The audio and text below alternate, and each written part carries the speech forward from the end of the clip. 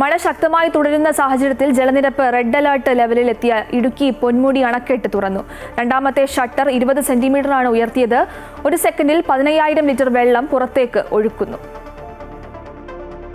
അതിശക്തമായ മഴയെ തുടർന്ന് പന്നിയാർ പുഴയിലൂടെ പൊന്മുടി അണക്കെട്ടിലേക്കുള്ള നീരൊഴുക്ക് ഗണ്യമായി വർദ്ധിച്ചു. അണക്കെട്ടിലെ ജലനിരപ്പ് പരമാവധി സംഭരണ ശേഷിയിലെത്തുകയും മഴ തുടരുകയും ചെയ്യുന്ന സാഹചര്യത്തിൽ സുരക്ഷാ മുൻകരുതലിന്റെ ഭാഗമായി പൊന്മുടി അണക്കെട്ടിന്റെ രണ്ടാമത്തെ ഷട്ടർ 20 സെന്റിമീറ്റർ വീതം ഉയർത്തി. ഒരു സെക്കൻഡിൽ 15,000 ലിറ്റർ വെള്ളമാണ് പുറത്തേക്ക് ഒഴുക്കുന്നത്. അണക്കെട്ടിലേക്കുള്ള നീരൊഴുക്ക് വീണ്ടും ശക്തമായാൽ ബാക്കി 2 ഷട്ടറുകൾ കൂടി 20 സെന്റിമീറ്റർ വീതം ഉയർത്തും. പന്നിയാർ പുഴയുടെ ഇരുകരകളിലുമുള്ളവർ ജാഗ്രത പാലിക്കണമെന്ന് ജില്ലാ ഭരണകൂടം അറിയിച്ചു.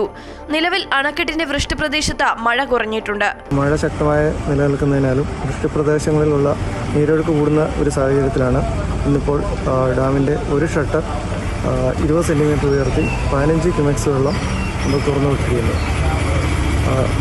3 ഷട്ടറുകൾ 60 സെന്റിമീറ്റർ ഉയർത്തി 150 ക്യുമെക്സ് വരെ വെള്ളം തുറന്നു വിടാനുള്ള അനുമതി കളക്ടറിൽ നിന്നും ലഭ്യമായിട്ടുണ്ട്. പന്നിയാർ ഇലക്ട്രിക് പ്രോജക്ടിന്റെ ഭാഗമായുള്ള അണക്കെട്ടിൽ 707.75 അടിയാണ് പരമാവധി സംഭരണ ശേഷി. ഇപ്പോൾ 706.40 അടി വെള്ളമാണ് ഡാമിലുള്ളത്. 3 മാസത്തിനുള്ളിൽ ഇത് 3ാം തവണയാണ് പൊന്മുടി അണക്കെട്ട് തുറക്കുന്നത്. മെയ് 29-നും ജൂൺ 16-നും അണക്കെട്ട് തുറന്നിരുന്നു. അമൃത ന്യൂസ്, ഇടുക്കി.